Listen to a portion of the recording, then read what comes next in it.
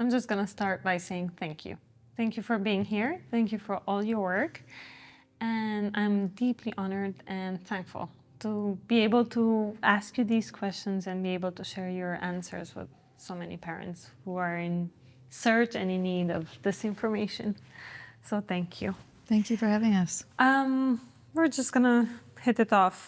In the book of The Danish Way of Parenting, you discuss the importance of fostering happiness and in children.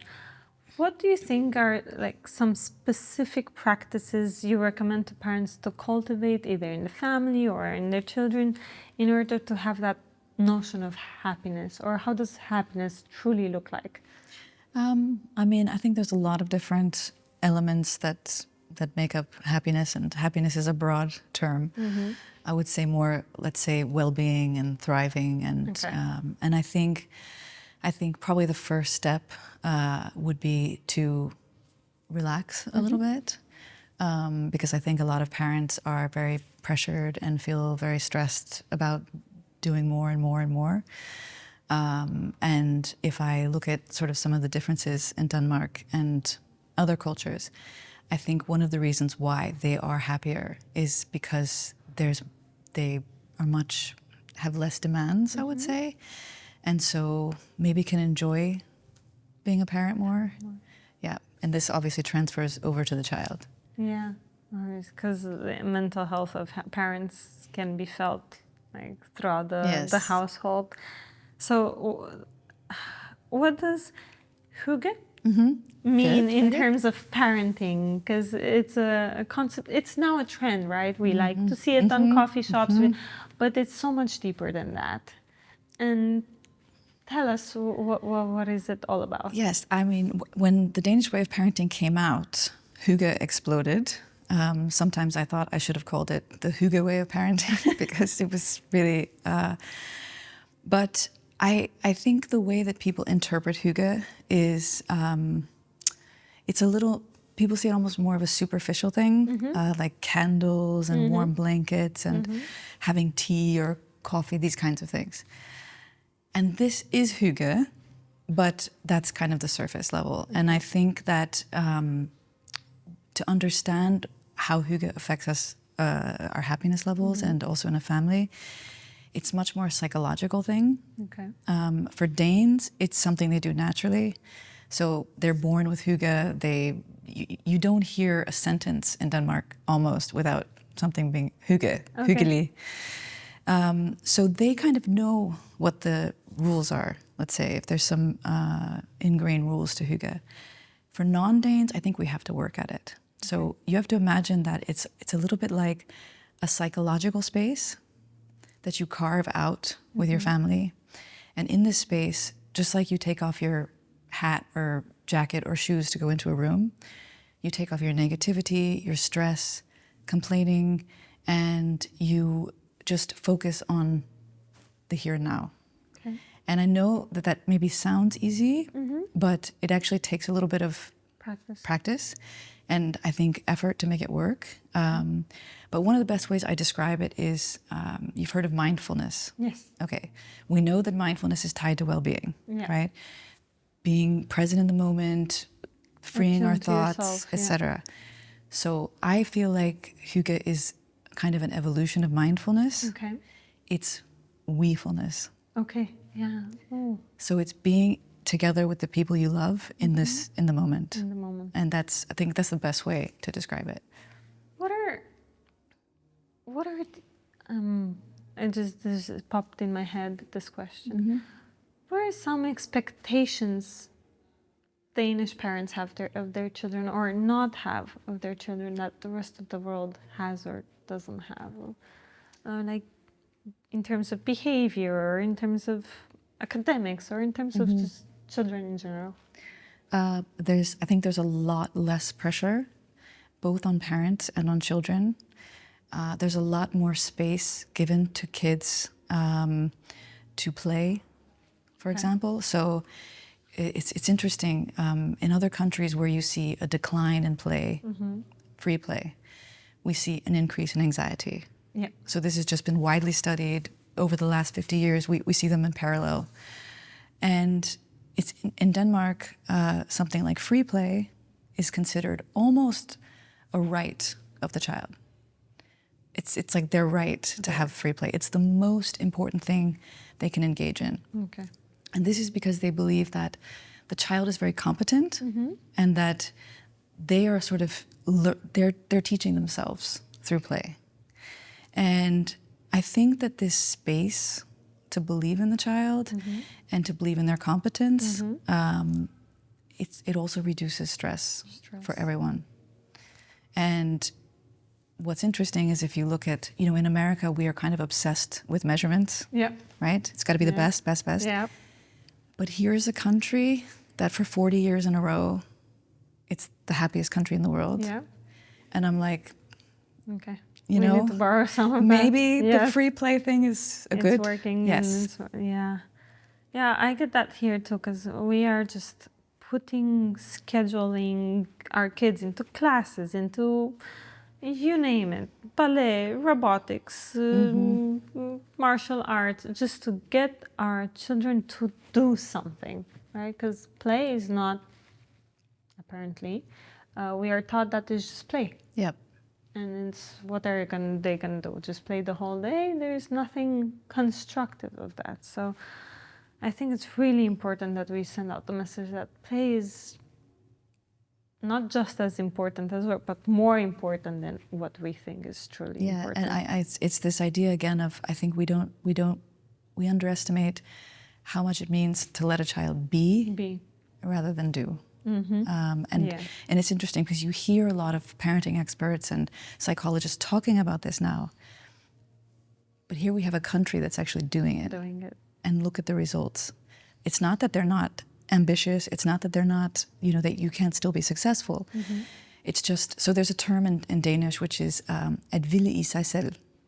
And it means to rest well within yourself. And it's a highly coveted characteristic in Denmark. And free play helps create this, because the idea is that whether you walk on the moon or you walk on a beach, you rest well within yourself. And this is sort of real happiness. How do you see these concepts of hygge and what you just said before into schools, for example? How do they translate? Well, there's actually some hygge rooms. Some schools actually have hygge rooms. Really? It's part of the education. There's a big focus on absolutely children have to have play. Okay. And this goes all the way up until the older ages. A lot of outdoor play, a lot of nature play. I don't know if you've heard of forest kindergartens. Yes. Okay, so it's really funny. This is shocking to some people that when they're smaller, some children just are outside all day long. Climbing trees, playing near fjords, sharpening knives. Because again, they're learning a lot of these skills that we can't measure, but that later in life give you the kind of stability and value to learn all the other things. It's not that you can't learn other things later.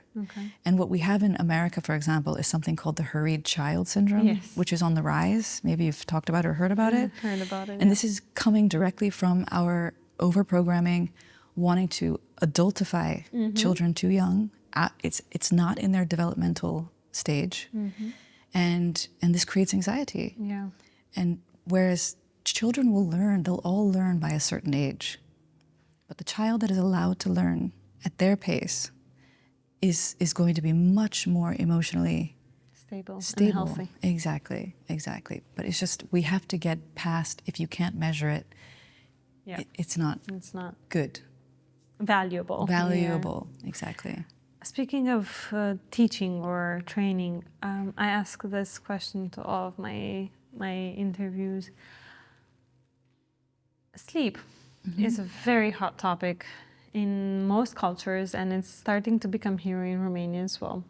Specifically sleep training, right? Because we've got information from decades ago that says that we need to teach our children how to sleep, we need to sleep train them. We're talking about cried out, Ferber, which are the most famous, but then you have just misattuning and trying not to answer to our kid because the book says you need to timed methods, 2 minutes, 3 minutes, just zone out, come back, not really be engaged into comforting so they don't get dependent on us for us to, so they can self-soothe and other stuff. How does the Danish way sees sleep and co-sleeping also? Well, definitely not as regimented. I think there's much more focus on getting a bit of routine, structure in the day, so that you can sort of predict more what's going to happen, and the child can predict more what's going to happen. This makes them feel safer, and I think it's more about being able to read the cues of sleep. Right. So seeing when they show signs of sleepiness. Yeah. And also, I mean, one of the fundamental differences or observations I've made of the Danish culture is that they see children as extremely competent from the time they're babies. And that they have a voice and that they are trying to communicate, and they really try hard to understand what they're communicating. And I think this is also true in their cries. So not all cries are the same. Yep. And you may not need to pick them up. They may just need a touch on the foot, or to turn over in the bed. So it's also about being more in tune with with what they're communicating. But sometimes this also comes back to us. And if we're stressed as the mom or the dad, totally exhausted out of our minds, then we're probably not going to be as good at responding. And this is when it's good to get help. It's good to have support and not try to do everything on your own. Yeah. Because the more your stress reduces, it passes over. Yeah, with everyone. What advice would you give to parents, for example, who are overwhelmed by societal expectations of well-behaved children and highly academic children? Because we all have that image of the child melting down in the supermarket, right? And different cultures respond different ways, and different ways of parenting respond differently to a child melting down and just not being able to cope with their feelings. How do the Danish people respond to a child's meltdown? Well, first of all, it's very important that you, in your mind, with your family, you have what's right for you. Because I think everybody has a right way, and we have a lot of pressure from our culture, from our peers, from other parents. So it's really important to know what your sort of big lines of parenting are. What do I believe is right? And if that's, I want to be respectful to my child, for example, then, if they're not behaving the right way in the supermarket, but you want to prioritize your relationship, then what's more important? What other people think, or your relationship? And that you have a respectful one with your child. And interesting, actually, this is a funny example that I just saw a couple of months ago. I think the Danish approach, first of all, is also, again, they're listening. I find they have more patience, and they're listening more for what their children are actually communicating. And very often our sort of immediate, like, don't do that, stop, is like almost a habit. Yeah. It's a cultural default setting. It's a reaction. Sometimes it's what our parents said, so we're saying it, we don't think about it. And what's interesting is when you're aware of that, and you make an effort, like, okay, how else can I see this situation? It's amazing how many other options there are which can prevent meltdowns. So I can tell you this example. I was in a supermarket, and there was a mom with 2 small toddlers. She was totally exhausted. And she was letting them help her put the groceries on. One was in a stroller and one was standing. And she was being so sweet, and they were helping. And then one of the little toddlers goes around to the end and starts climbing up on the thing. And I thought, oh no, okay, this is it. This is going to be meltdown, right? I'm seeing it here, right? It's going to happen in Denmark. And she goes over and she takes him, and I think, and she picks him up and puts him closer to the belt and says, "Can you reach the butter now?" And he takes the butter and he hands it to her. And she says, "Okay, now the bread." And he takes the bread. So she saw he wanted to help. Wanted to help, yeah. Wow. Like, it was such a, like, You it was just like an needed 1 illumination second for to me. give him more. 1 second to realize he just wanted to help. Yeah. And there was no meltdown. Imagine if she had taken him away and said, and stop it. Yeah. So it's quite it's a powerful thing to take those extra seconds, moments. When you can. Yes, of course, of course. I'm guilty myself of that. No, I mean, nobody's superhuman. Of course, but... And then I come back and I think, wow, if you come down pounding at your kid, imagine him just wanting to help. And that's what was so like, oh my gosh, and wow. then I get goosebumps. What does that child feel inside of them when the parents goes, oh, I told you not to go up or do that. And how many times in a day do we actually do that to our kids? It's just... Because I've been caught myself in a few moments like that. And I just pause and ask she's 4.5, so she starts to have words for it. And why did you do that? Mm-hmm. Like, what? And she's like, because... And she gives me the reason. And then I just I realize it had nothing to do with what what I thought she wanted to do, but she had a completely different image of herself or of the situation. And at the end of the day, she just wants to help or be involved and just be part of it. And I think the more, sorry to interrupt you, but like also this idea of hygge and play, with everyday activities like cooking and chores and things like that, I find that they're really big on including kids from when they're toddlers. Because this is also, for a toddler, they love to be with you, and it's work is playful for them. So the more you include them earlier on, the easier it is also to see these moments as moments of connection and just chores. And that children are also empathic and they do want to help. So there's a lot of small things that help just to be aware of, and then that we're not superhuman, and it's also important to be authentic but when I've had those experiences to change, it's a good feeling. How can parents encourage open communication and emotional expression in a place where, societal expectations, and in our society it's called respect, right? If you don't talk back to a parent, it's called respect. And if you talk back to the parent, it's called disrespect. Or to teachers or to authorities in general. And I see now older generations saying, oh, kids today are more disrespectful than ever. And if you ask them why, because, they're answering, they're putting out their opinions, they're starting not to say yes to whatever their parents or grandparents start to say. Is it the same in Danish cultures? No, it's so there's something called power distance.